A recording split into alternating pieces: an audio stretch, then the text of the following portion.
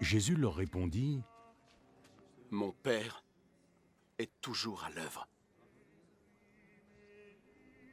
Et moi aussi je suis à l'œuvre. » Ces paroles rendirent les autorités juives encore plus déterminées à l'éliminer.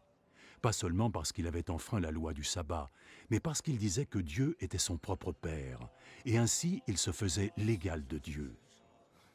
Alors Jésus leur déclara, « En vérité, je vous le dis, le Fils ne peut rien faire par lui-même.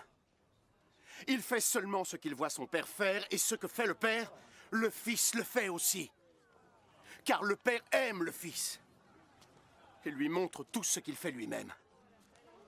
Il lui montrera des œuvres encore plus grandes à faire, et vous tous ici en serez étonnés. Tout comme le Père relève les morts et les rend à la vie, de la même façon, le Fils donne la vie à qui il veut. Le Père ne juge personne lui-même. Il a donné au Fils tout pouvoir pour juger, de sorte que tous doivent honorer le Fils comme ils honorent le Père. Quiconque n'honore pas le Fils n'honore pas le Père qui l'a envoyé. En vérité, je vous le dis, ceux qui entendent mes paroles et croient en celui qui m'a envoyé auront la vie éternelle. Ils échappent au jugement, mais sont déjà passés de la mort à la vie.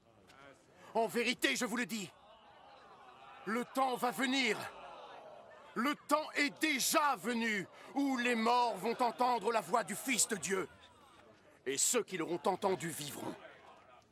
Tel que le Père lui-même est source de vie, de la même manière, il a créé son Fils pour être aussi source de vie. Et lui a donné le pouvoir de juger parce qu'il est le Fils de l'homme. Ne soyez pas étonnés de ça. L'heure approche où tous les morts entendront sa voix et sortiront de leur tombeau.